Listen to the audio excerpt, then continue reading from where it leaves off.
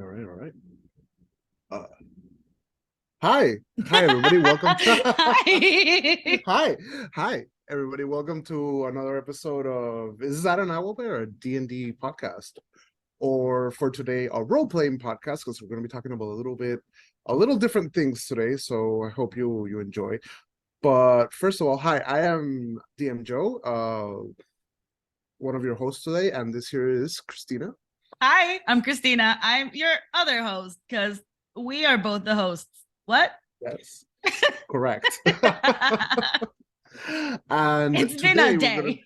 it's been a day. It's been tech difficulties. It's raining in Panama again, but that's what happens Well, it's cold as in balls Panama. here. It's just It's cold. it's just humid. Humid is temperature, if you ask me. You know. Well, it's winter in New York and the heater may work. So so that's where I'm at. Well, that's better than just rain and no internet for some reason. But we figured it out. We fixed it. And we're here now. And I have a little surprise to you. I promised that I was going to show you my little D&D cup, where you can see, as the natural 20, and it has a little lid, and it's literally a little D&D cup. Listen, that's adorable. It really is an adorable mug. But that is so tiny. It is. You know me and my love for coffee, right? So, like, I usually drink coffee out of this nice Chicago Cubs cup, and then you can compare this just tragedy. But it's so it tiny. feels, It looks like a teacup in your hands. Like I mean, that would I'm a look big like guy, a normal. so Yeah, well, that's true. yeah, so it looks even smaller. But I said, if we're gonna talk about some diet and we're gonna talk about some role playing, I want my D20 with me. So Damn right. You know what? Damn right. Yeah, we're gonna do a little. Let's call it branding. Sure, some branding. I had some stuff. This is the kind of branding I got going for me there right we now. Go. Okay, we like Toad. I have a. Oh look, well, this is we're for my not stream, matchy, so. but we're in the Oh, same universe. oh well, look at that. Would you Yeah, look I at got that? some Koopa. I got some Koopa plushie. She has a Toad plushie, and we're gonna plushie together. We are gonna plushie Here. together. Fuck yeah. He can be up here. Watching over us as Okay, so he would be. before we go on, Yes. you gave me homework last week. You told me that I needed to start watching Critical Role. Indeed. And I said that I was interested in doing that. So I was totally fine with that. Yes. However, I didn't do that. Okay. I did not do that one bit. Okay. What I did instead was, because we have talked about how important it is to find the for interests such as this, it is very important to find the actual way of getting people involved, appealing to their interests, right? Mm-hmm. Yes. So instead of watching Critical Role, I watched Roll Up. Roll Out. Roll Up. Roll out. I'm sorry. Yes, it's Roll Out, right? I'm right. Hold on a minute. Now I'm doing it wrong. Roll Out. Yes. Roll Out. Okay. Yes. Tell me about Roll Out. Roll Out. It came out like 4 years ago. All right. Okay. It's not currently ongoing anymore, but it was a subsection from Up, Down, Down, which is the streaming channel of this one very specific wrestler, WWE wrestler. Okay. Who loves playing games. He loves playing video games. His name is Xavier Woods. The wrestler, that's the wrestler name that he goes by, but he goes as Austin, which is his real name, for Up, Down, Down. And he invites during Up, Down, Down a bunch of other wrestlers to play along. And they had kind of like this side quest show called Roll Out, which was mostly kind of like spearheaded by this other wrestler that is no longer with the WWE company. She's with a different company. I know that that's not what we're talking about, but whatever. It's important. It's relevant backstory. Okay. And she was pretty much the spearhead, not the dungeon master, not the storyteller, but kind of like the one who brought more wrestlers to the fold and got the party together. So it's a lot of new people who don't really, a few people who don't know how to really play, getting together to you know, because right. I'm those people. I'm that person. You're the relatable. I am the relatable one. I was like, oh, so this makes sense to me. Because even though Critical Role is performers, is actors, voice actors, and like rounded actors, like all over actors, just like myself. Yes. This is this one, the rollout is a very kind of like messy kind of gameplay situation. Okay. It's not as shiny, so to speak. It's not as well polished as the table that we have going on over at Critical Role. The storyteller is a little bit, he's not like a big personality, he's a more subdued kind of guy, but he is a professional role player and a professional dungeon master. Do you know his name? His name is, I think what was it? Was it Ash? Maybe Ash? I can't remember. I'll send it to you. I'll send it to you if you want to see him. I'm very curious. Curious as to who they are. It was really fun. I'm sorry? Well, it was called Roll Up. Roll Out. Roll Out. Roll Out. Yes, I will send you the link. It's really entertaining. It's really funny. They have a good time. The first season is just like four episodes of maybe an hour plus. Everything else is a little bit shorter. But it was a good time, and wrestling and D&D, that's my shit. That's your shit. And that is my shit. I think one of the coolest things that you bring up, a lesser known, because Critical Role obviously is important. We have to accept its importance. They did a lot for the medium, so it's great. And Matt Mercer, Ashley Johnson, and Laura Bailey, Travis, all of them, they're great players. However, there's so many people to check out. And there's, I guess, indie players, or call it what you want, just smaller tables. It doesn't all have to hinge on Critical Role. It's also about your different tastes and your different finding, much in the same way as in real life, that you have to find your table, because not all tables are for all players. You need to find your podcast, your D&D podcast of choice. Because there's so many different ways of playing. That's I think one of the best things about Dungeons and Dragons is that you can literally play a very serious, grim, dark, edgelord, everything's awful story, or you can just be riding on a unicorn through rainbows and stars, and it's just as valid and important. And those are honestly some of the most badass campaigns. Like, bring a unicorn to fucking battle. What? That's a badass mount. That's great. Are you freaking kidding me? It's amazing. It's part of the wonders of D&D. You can do what you want, and no one can be like, my way of playing is more valid. I've heard that 1,000 times, and it's like, how about no, you don't tell someone else how to spend their free time playing an activity the way they want to play it. That's right. And you just let people enjoy it. Exactly. Just let people have fun. Correct. I do very much appreciate I guess I want to say the serious, goofy tone that Critical Role brings. I really like what they do, because they're very serious, but then at the same time, they're very dumb. And I say that in the most respectful way. Like, I think great role playing is being dumb with your friends. Absolutely. Like, literally just being like, well, this happened. Well, let's just carry on. It's literally got the word playing in it. Fucking play, have fun. Yes. If you're not being stupid, are you really playing? No, exactly. No, but for real though. Yeah. And it's just letting go completely, like letting go and letting the world tell its story, and it doesn't have to be so serious all the time. It really doesn't. For real. Hey, don't get me wrong though. If you're playing a grim, dark edgelord story and it's working for everyone and it is that serious all the time, that's cool too. I've enjoyed those stories. Like, fuck yes. I've enjoyed the bring the tears and bring the angst stories. So yeah, it really depends on the mood of the table. No, for real, for real. I totally agree.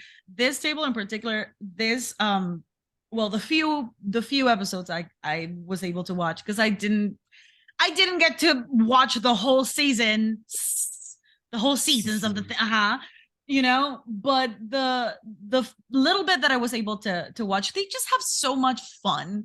Yeah. They're being goofy with each other. Half of the time they don't know what they're doing. Um Ember, which she's the spearhead of this whole thing, she most of the time her reactions are just like, I am immediately paralyzed with fear and I don't know how to go about this. And it's like, that was so fucking relatable to me. Yeah. Because half of the time it's like, so what's your action? I'm like, I panic. I You're like, panic and start crying in a corner. No. what is my action? What is my action, Joe? What is What my is it that I action? can do? No, no. So I just wanted to, bring up the fact that as much as I truly enjoy Critical Role, because I really do, I have not taken the time to sit down and watch their full length episodes, but I'm following them on TikTok. I have seen them through the years. I've been able to like catch up with a little bit of their story here and there, Mm-hmm. but I'm also focusing on finding other dungeon masters and other storytellers. There's this one all all female and non-binary players campaign I that love I'm that. following on TikTok that I'm just like, I love this. And it's really fun. It's really fun to be able to see different players finding their way to be able to tell the stories that they want to tell and being able to connect with the people that best fit the stories that they're trying to tell. I'm not one of those people because I have not tried to find my own table after I wasn't able to play physically with you anymore because you're so far away. But but Soon, it soon. soon. But it's satisfying to see, as a person who enjoys the storytelling, to see all of these different stories being told, because Yep. so many people have It's just are it's so this talented. it there is I mean, there is just so I mean, just say talent, and then there's so much talent just in the D&D community in general. The amount of work it takes to be a DM and the amount of work it takes to be like an active player, because I'm not gonna say good or bad. Yes. Every player is valid. Just like the Mm-hmm. people play in so many different ways, which is kind of the original things that we were going to talk about. You have people who just sit around and they enjoy watching more, they enroll, they enjoy exploring more, they enjoy Mm-hmm. battling more. It's the different like types of players Mm-hmm. is so rich The that making your possibilities are table endless. endless. It's endless and it's fantastic. And on that line, I've been following on TikTok a bunch of different storytellers, queer storytellers, straight, just everything. And for the first time in a really long time, like you've known me for, I don't know, 10, 15 years, whatever amount we're old. Um, but this time around that I've come back to role playing and to see what's going on, it's the first time that I can tell you that I'm putting in the work and I'm doing the research to become a better storyteller, because I've always been very praised by my players and I really Mhm. appreciate that, but that doesn't mean I can't get better, right? So I've been Absolutely. seeing what other people are doing and I'm like, oh, that's so clever. This is great. I like this. I don't like this. I'm making changes and I can see in my current table how people are really, really enjoying just the growth, Mhm. growth that that yeah, growth that we're bringing that I'm bringing, and in turn the growth that they're bringing back. And I think it's one of the best things that you can see, for example, in Critical Role, is Mhm. exactly how even those players who originally, some of them, I can't name which ones, I don't remember off the top of my head. Mhm. Some of them were started off very Green. not knowing, very green, that's the word. Mhm. And you see them now in campaign 3 and they're killing it. Like their scenes are just like, what is happening? I'm watching a play. Um Consistency is key. yes, You stick yes. with it and you get better at it. Who'd have And thunk it's it? oh wow. We discovered the wheel.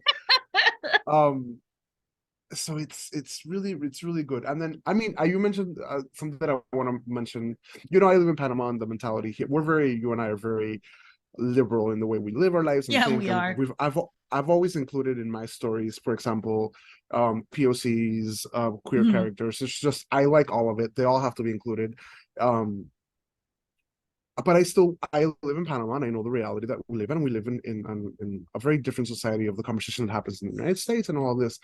So I I feel that I'm putting my little grain of rice by bringing this forward, because I guess that's the word, or this current way of thinking Mhm. into my games and affecting my players who aren't even on the same wavelength, by just simple things. And I'm just going to use an example. In a previous game, there was a guard captain, and she was kidnapped, Mhm. and they met her wife. Her wife brought the quest saying, "My wife is missing," and some of the players, it didn't connect that there were Mhm. queer characters Mhm. in fantasy stories. Mhm. And it's not because they're homophobic or anything. I mean, they're my friends. Like they're Right. not. It's just that is not the literature that they're used to in their world. It's not something that exists. So it's just bringing that. And that's not the It was a conversation small. that they're exposed to either. Correct. Yeah. And they're exposed to Panamanian things, which isn't this conversation at all. So just by being in my game, they saw this, and I remember that it wasn't shock or disgust. It wasn't anything negative. It was just surprise. They were like, "Oh, Oh, there are yeah. gay Mhm. people in fantasy. Yes, why Mhm. wouldn't there be gay people in fantasy?" And it brings to this point of, is it political? No, gay people being in your game, it's not political. Gay people exist. Um, Mhm. but it's those little things that you can bring to the story, and as a creator, just being able to like spread out and open minds slightly is something Mhm. that I'm very grateful that I can do through D&D. Absolutely. That is absolutely something that I have even been able to witness. Like, as one of your first players on your second wave of like getting really into the role playing thing, because you were really into it, then you kind of like got a lull, went into a lull, and then when we met, we got back into it together, right?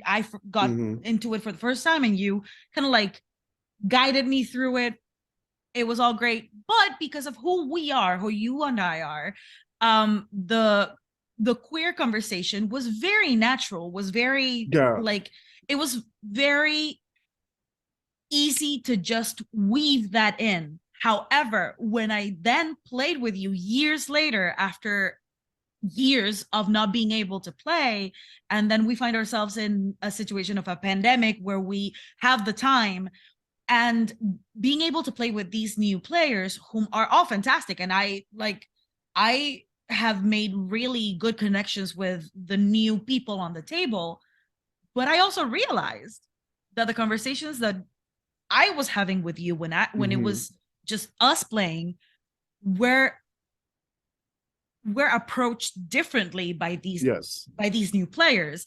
The kind of things that I'm exposed to by living in New York, and the mm-hmm. mentality that I have, is maybe a 180 for Yep, half of the people that we were playing with at that point. And yep, it was a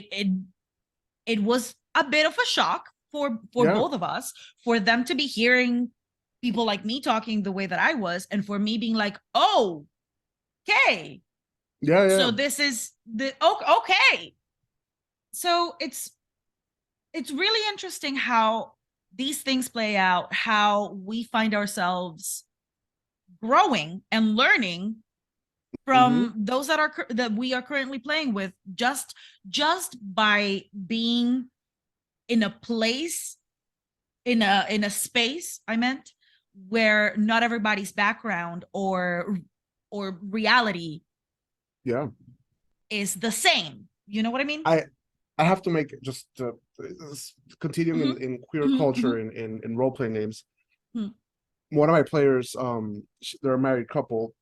They have two beautiful girls and all this, but I introduced her also to Drag Race, which has nothing to do with role playing. But Yes, go on. yeah. But it's just, and she watches Drag Race with her daughters, and she was texting me once talking about there was a gay kid in her stars class or something, and I was like, you have no idea like the help that you're creating and giving this child that is not even yours just by creating an ally. And I got very sentimental just based off that, which started with introducing gay captain of the guard, a lesbian captain of the guard. Like it's such a small thing, but it echoes so big through different people, and that's just a small way of like making change.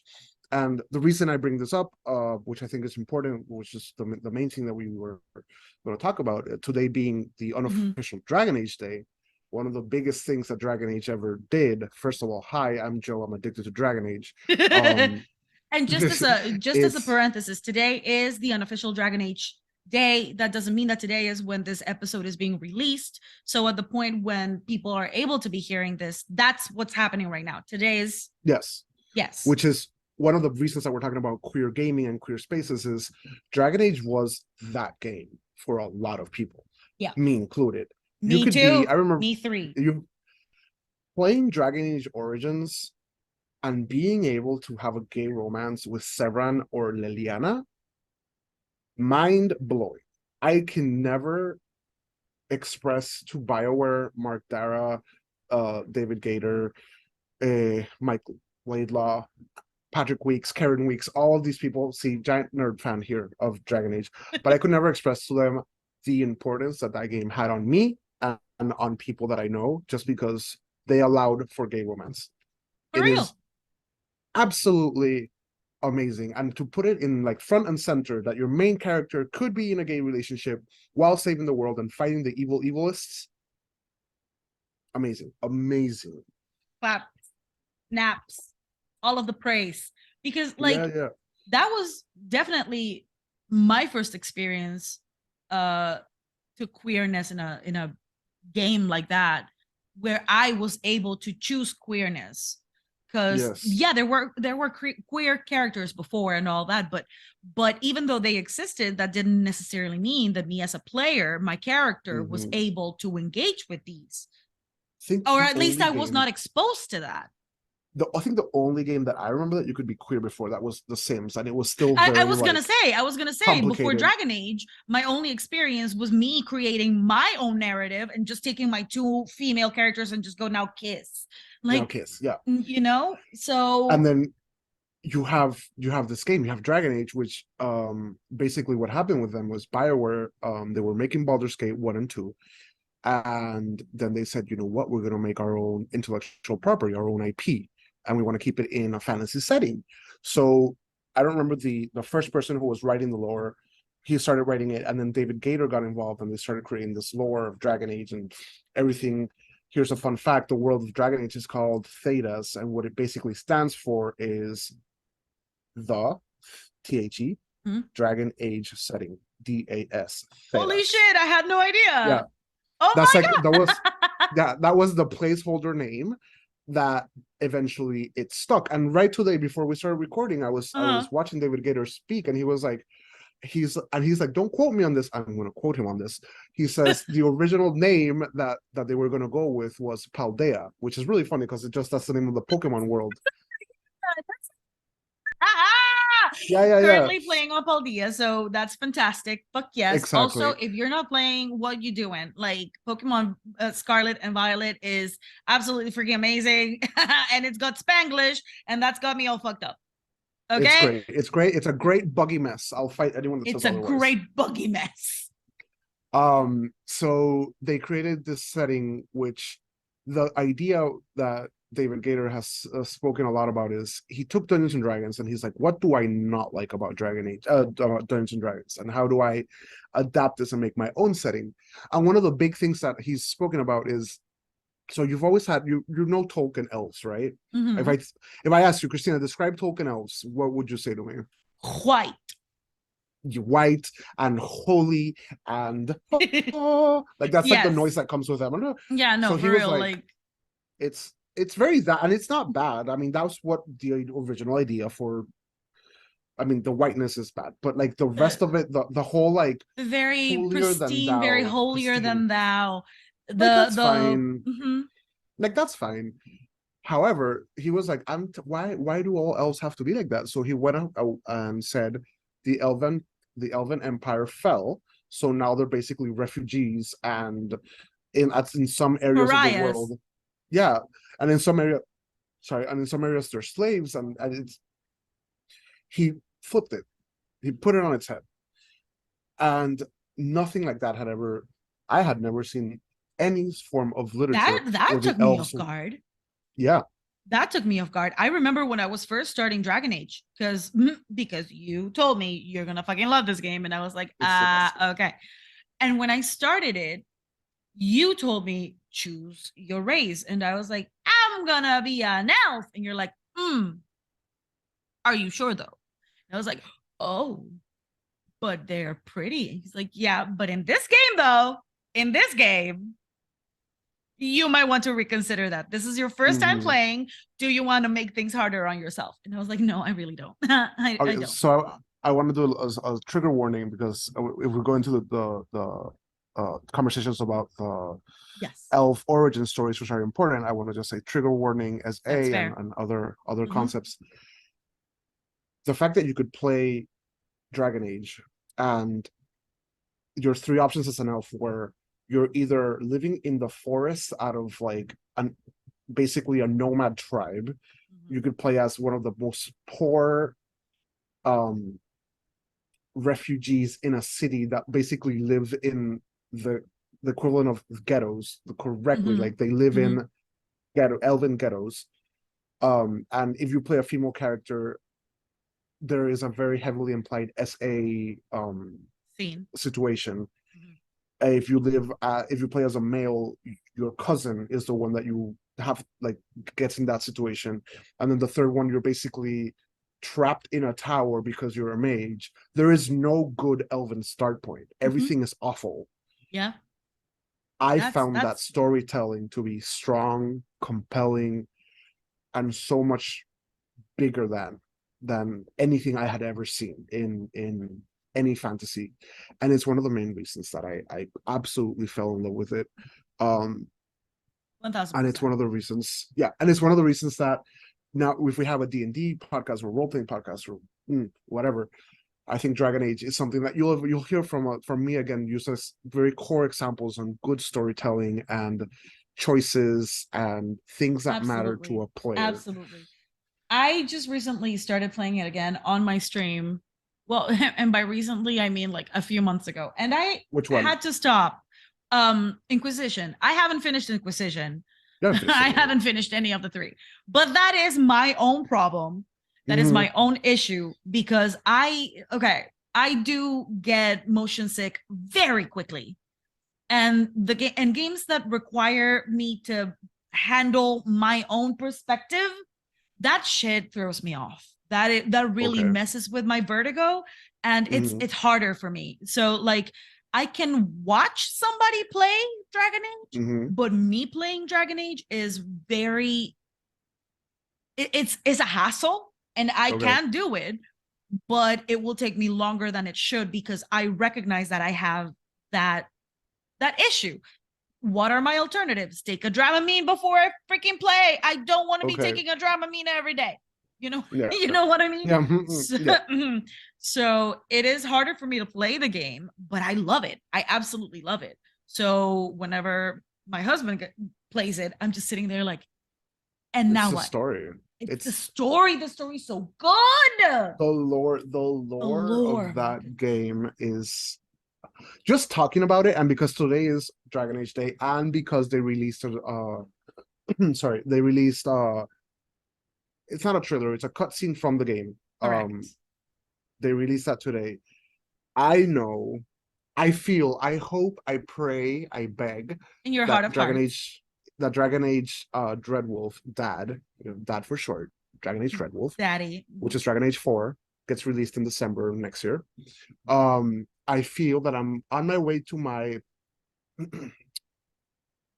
fifth replay of the entire series, and I lean over of the entire series, 3 games. Okay. But wait, it's crazy, because I'm a completionist. I can't play games and not 100% them. So my Dragon Age Origin, whenever I play it, it's like 180 hours to 200 hours. When Let I me play Dragon remind Age you 2, that you have no mhm, time. I don't have time. I'm the busiest person in the world, and I'm here like, what's Alistair up to? Hey, buddy. What's Alistair up to? Yeah, what's he doing? Ooh, I'm Let gonna me make him a not drunk make this him time. king.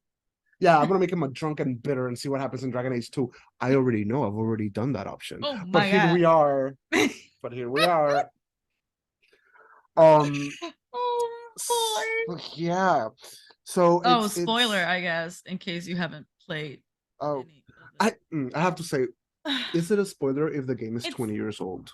no, no, it's not. It's just like with what was it? Who was it that got mad Right. at us because we said something about the Sixth Sense, and they were like, "Oh, I didn't know Bruce Willis was a ghost." And I was like, I remember that. They hadn't seen "You," the movie and and I'm like, "Ma'am, this is over a decade old. yeah. This And is it over." was If it were a few months old, if it were a year old, I'd be like, oh, okay, my bad, I apologize. But this is part of pop culture. mhm. We all know that Haley Joel Osment sees dead people, and we all know that Bruce Willis is dead. Like, come on, Correct. come All on. right. Well, so just keep in mind, guys, that Dragon Age has a big rooted foundation directly in Dungeons and Dragons, and that's why we spent part of this episode talking about it, because for me it's very important and it's very, very influential. And you're probably gonna hear about it again from us, probably when it comes out. And Will the new happen. show comes out when upon recording, it comes out next Friday. So we might, I don't know, talk about it, watch it. We'll see. So We'll see. the show, the Hmm. Netflix show comes out Yes. on December the 16th. December That the 9th. My December bad. So December this 9th. Friday, This December Friday, 9th. yes. Yes. Gotcha. And we're excited. We are very excited. Um, so we might be talking about it a little bit more, seeing how it's fresh and when the game comes out and all that. So that's a little side thing that we'll do. We'll obviously keep talking about D&D. It's our main thing, but just because it's Dragon Age Day and because it's tied in together, we just thought we'll talk a little bit about it today. I do have a thought on that same vein, and because we love Dragon Age and we love Dungeons and Dragons and we love fantasy. If you have the opportunity and you haven't done so already, and on Netflix, there is The Dragon Prince. It is an Mhm. animated show for I need to make the disclaimer. I need to say the disclaimer because our great friend and beloved co-host Joe doesn't like to watch animated stuff. So yeah, it's a thing. It's a character flaw. What can I say? It is a character It flaw. is a It's character my flaw. like least nerdy quality. But The Dragon Prince is such a beautiful show. It's queer heavy. The lore is beautiful. I recommend strongly, if you get the opportunity to watch The Dragon Prince, please go ahead and do so. There are 3 seasons on Netflix and it's a beautiful show. That's it. I'm done. I am All done. right. Well, we'll keep talking about all nerdy things, focus on D&D moving forward. But to close out, per usual, we're gonna do a little round of is that a blank? So as always, you can find this image when the episode airs on our Twitter handle and my Twitter handle with a little description. But first, Christina, who And there hasn't will be played, an Instagram account as well. So there check it will out on be the Instagram. on Check out all the socials. everything, Check them all the out. socials. They'll all be there. There will be stuff. But so Christina, I want you to tell me. I'm gonna send you the image and I'm gonna describe what it is for our viewers. Oh It no. is blue. It's a blue, angry looking creature with Ah, violet what are you? wings. What do you think this small? It's a small creature. What do you think it is? Is it a dragonfly? You're close. You were so close with the name. Dragon F. Want to change the F word? The F word? Dragon fairy? A There you go. dra- It's a fairy dragon. It is a It's a fairy fairy dragon. dragon. It is a fairy dragon. Oh, It's your first semi-correct guess, but I'll give look you the at point. me. That's 1 point for you. What do I get? Fairy the points and karma. Yeah. Fairy dragons are basically small, very trickster creatures. If I'm honest, I've included fairy dragons in all fairies my are. D&D games. They are. Because I think they're the coolest thing. The way to keep them happy is to give them shinies. They love their shinies. As you do with dragons. As you do with dragons. And they're just I honestly love including them because of their chaotic, like their general chaotic nature. They're usually chaotic good. They usually are invisible tricksters, friendly, and they're Are just they cute, friendly? small. Because they Yeah, I didn't mean, look friend shaped. they're friendly. Like they're good Okay. creatures. As good as good creatures can be, But Mhm. I personally really love playing with them and including them any type of forest where low level characters get lost or need some help, Okay. including fairy dragons as a way to like guide them at a cost, obviously, is always fun, especially because I usually play them very aloof and very carefree, and I personally very much always enjoy them. Currently I have a player that has a pet fairy dragon, That's cute. and he just creates cost. Yeah. And if I'm honest, I think in all of my games, all my D&D games, at one point players get a pet fairy dragon, just because I think they're the best thing ever, like the best.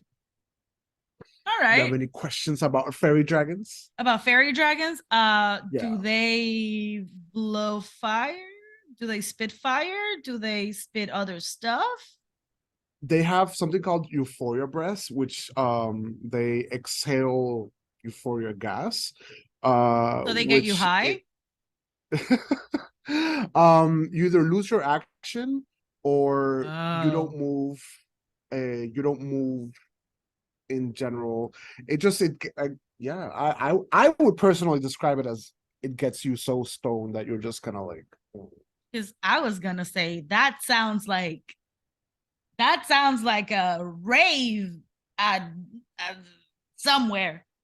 You know, Hey, when you're so euphoria stoned that you breath. can't do I'm it, just like, euphoria breath. You do that, Zendaya appears, like it's a whole thing. It's Can it's they amazing. can they shapeshift or change their size? They they have access to spells, Okay. a small amount of spells, and none of them are shape-shifting, but they can do mirror image, color spray, Huh. dancing lights, and mage hand. They have All limited right. telepathy, and they're a little bit invisible when they need to be. Oh, well, They that's have cool. their Yeah, they have their own layers. They're fun. They're a fun little creature to include if you want to have a little like a fun little quest, fun little magic quest. All right. All right. Well, thank you for sharing the little fairy dragon. I'll call it dragonfly. There you go. It's Dragonfly the Fairy Dragon. It There you works go. perfectly. I love it. All right. Yeah. All right, guys. Well, thank you very much for tuning in again. We're very happy that you listened to us talk a little bit about queer gaming, Dragon Age, D&D, and a little bit of everything else. You can find me under Joe Harrell on Twitter, which is the main social media that I use. And Cristina. I'm on TikTok and Twitter as Crispa120, and you can check out my Instagram and my Twitch channel as Crispa Contreras. Come and check it out. All right, perfect. Thank you, guys. And well, that was another episode of Is That an Hour Over D&D podcast. And thank you very much for listening. Bye. Bye. Till next week.